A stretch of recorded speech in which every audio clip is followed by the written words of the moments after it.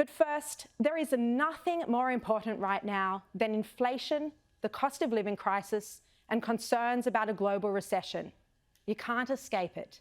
At the petrol pump, your power bills, the cost of groceries, and the rate rises that just keep coming, whether you own your own home or it flows through in higher rents. And the RBA governor has signalled multiple more rate rises. Based on the currently available information, the board expects that further increases will be needed over the months ahead to ensure that inflation returns to target and that this period of high inflation is only temporary. This is the same man who told Australians that rates wouldn't rise until 2024. The board has said that it will not increase the cash rate until actual inflation is sustainably within the 2 to 3% target range. Our judgment is that this condition for a lift in the cash rate will not be met for 2024. With those comments, he basically gave the green light for people to take out mortgages, claiming they'd be safe from rate rises for years. And then a backflip. We've now had 9 consecutive rises, and yet Philip Lowe has blamed Australians, saying we didn't listen to his comments closely enough. It's beyond belief. And that's the problem. Who is holding the RBA governor accountable for how he has misled Australians? The consequences of which are disastrous. We're talking families thrown into financial stress and businesses going under. This is the question I asked the Federal Treasurer today. And while Jim Chalmers has to be diplomatic, he said Lowe is not above criticism and that both he and the board should be held to account. Chalmers is planning to introduce a way, he told me, to hold the RBA accountable for the advice it gives Australians. And so I've met with the Reserve Bank panel a few times now.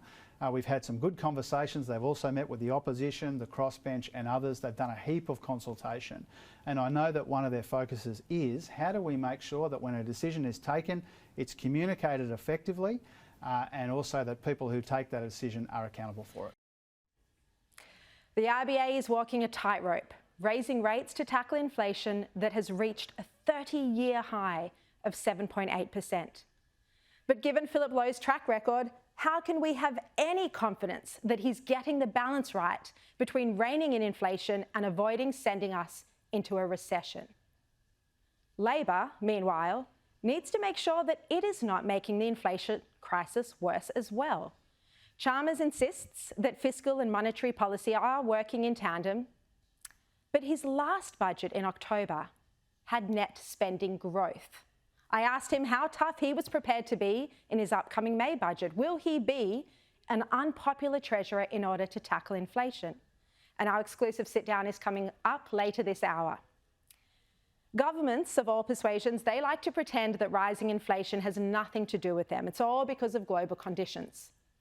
And of course, that is partly true.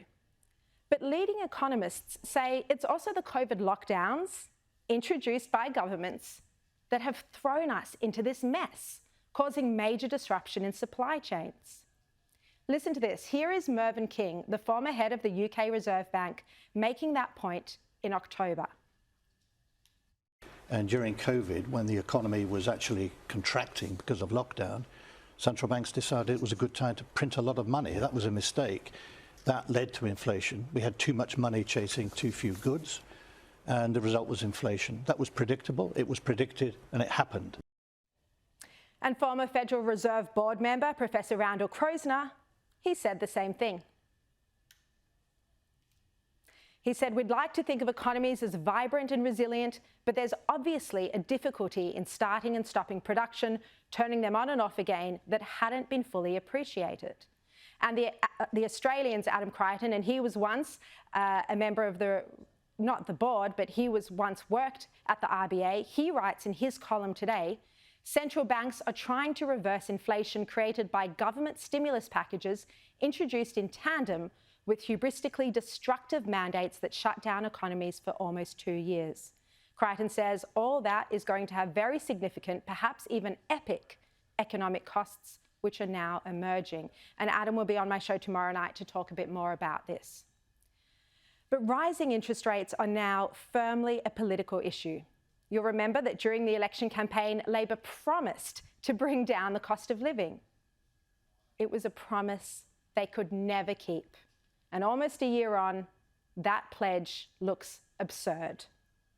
We have been running a campaign every day of this campaign about cost of living. We're delivering on cost of living pressures by dealing with cheaper childcare, cheaper energy bills, cheaper medicines. That is my focus. That's my only focus.